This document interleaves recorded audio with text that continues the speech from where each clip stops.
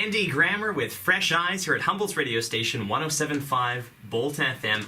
18 minutes after 7 o'clock, 6 degrees outside, searching for a high of 10 today. Ron Caroni joined by Jeff Burton, Humboldt's own superhero. And Jeff, not only are you Saskatchewan's first superhero, but you may just have the best beard in Humboldt.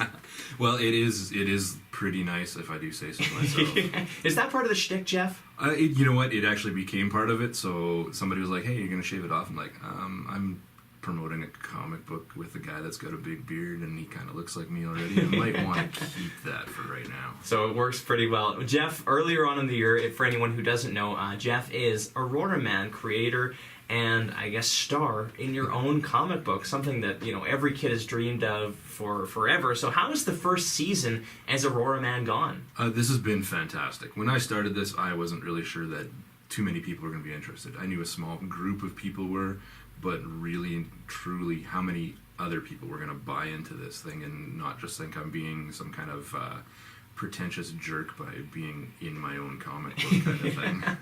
But I think it wasn't really even your idea at first. It just turned into that the person was like, you would be the best person to star in this. Yeah, well, yeah, exactly. It didn't start off as me wanting to be me in a comic book. I just was like, hey, this is a neat idea that somebody else came up with. And they were like, no, but you need to run with it because you'd be the best person for the job. And I don't know. I'm digging it. What has people's reaction been of Aurora Man? It's been phenomenal. Just the amount of people that have bought into it and said, hey, you know what? I like this. This is neat. This is something different, something fresh. And getting shout-outs like the parade here for Summer Sizzler. People were shouting out from the sidewalks as we're going by, hey, it's Aurora Man. And different places that I go, most notably, most recent was the Saskatoon Comic and Entertainment Expo. And I'm walking through the show, not even dressed up the first day as Aurora Man. And people are like, hey, Aurora Man, Aurora Man. And getting shout-outs from vendors, an artist from Winnipeg was like, hey, it's Aurora Man, as I went by his table. And I'm like, I don't even know you guys. So a pretty cool feeling then to be recognized. Well, yeah, it was fantastic. Like, just unreal in that sense of things. And having artists that were tabling at that show texting me through the show, hey, can you get back to my table? There's somebody here that wants to meet. They're looking for Aurora Man. And other people are like, hey, where's your table? We want to, come by and pick up your stuff. And I'm like, I don't have a table this year. I might have to fix that next year.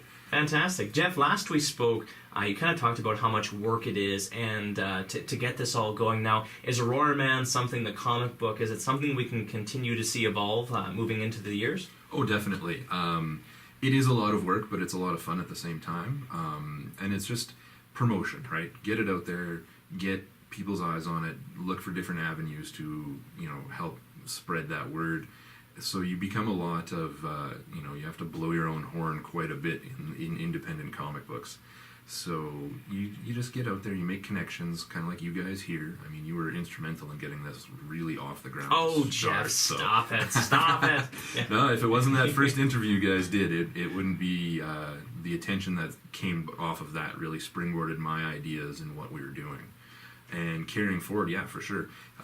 As I showed you earlier, my little notebook here has gotten quite a bit fuller than what it was, and even what I thought it would be by this point in time.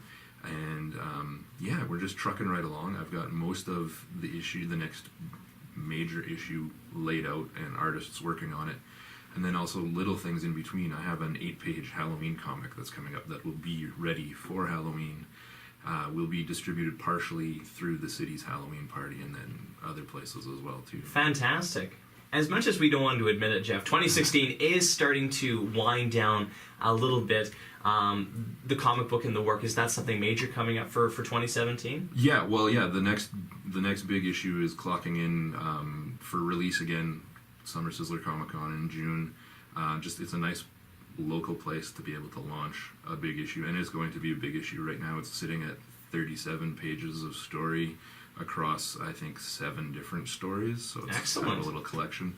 And something really cool with that is I'm going a little old school with one of the stories is going to be a 3D comic, so you're going to need the old red and blue glasses and everything. Well, there you go. Yeah.